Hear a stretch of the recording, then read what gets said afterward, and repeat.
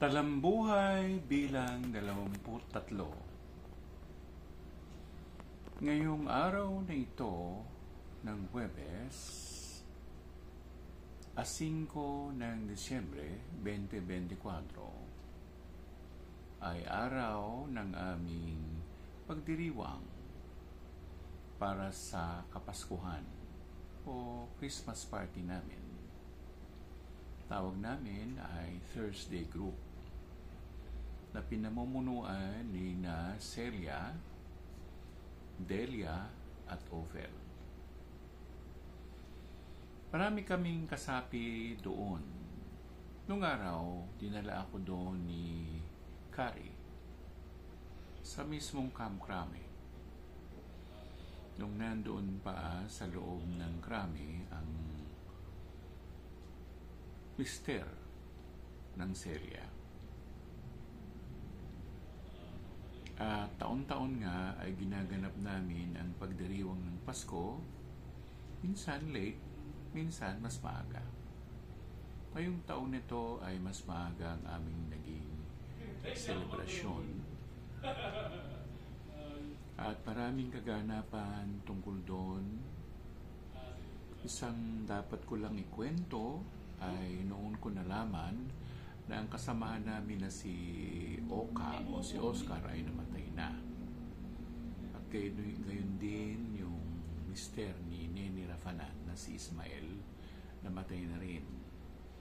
Yung panganay ni Ate Nene na si Homer, namatay na rin. At kung ano-ano pa ng mga balita tungkol sa kamatayan. Nagkaroon nga ng parlor games at maraming kami na pala napanalunan.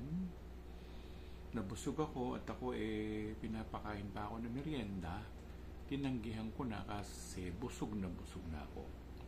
Pero malayo ang nasabing lugar.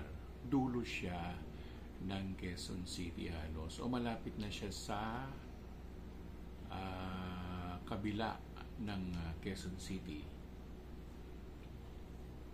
Kasi yun ay dulo ng Philinvest.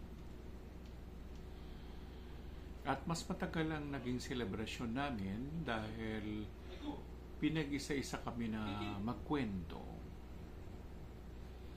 At habang nagaganap nga yun noon, kanina, nagpakita ang multo ni Nene Rafanan. At habang nagkukwento nga ako ay halos mangyak-ngyak ako dahil noong mga panahon na yun na nabubuhay pa si Ate Nene, hindi ko napagbigyan ng gusto niya na magpahula o magpabara sa akin.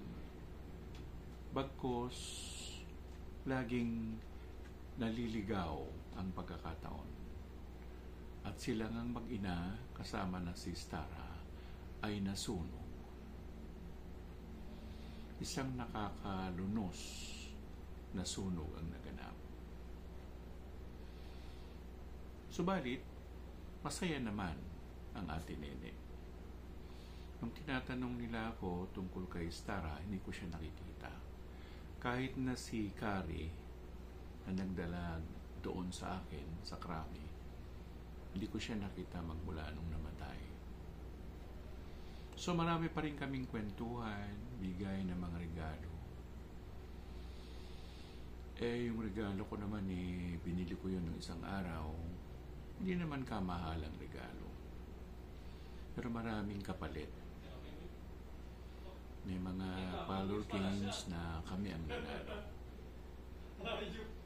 At sa pagitan noon, pag-uwi namin ay napaka-traffic sa EDSA. Hindi ko masabi kung saan nanggagaling yung traffic. Mantakin mo, halos mahigit 1 oras kami sa EDSA papuntang Cubao pa lang.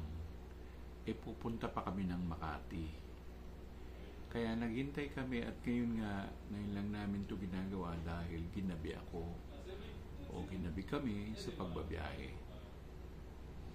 Marami pang kwento. Kasi nung umaga naman, si Belle kumain na naman ng chocolate. At kung ano pang hinahanap niya sa akin. Pero pinakain ko sa kanya yung isang surge na tsokolate at hindi pa siya nakontento. Humihingi pa siya. Yun ang bata.